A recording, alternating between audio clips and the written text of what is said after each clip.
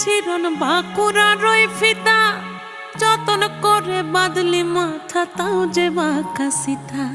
মেদিনীপুরে রায়না ছিরন বাঁকুড়ার ওই ফিতা, আর যতন করে বাঁধ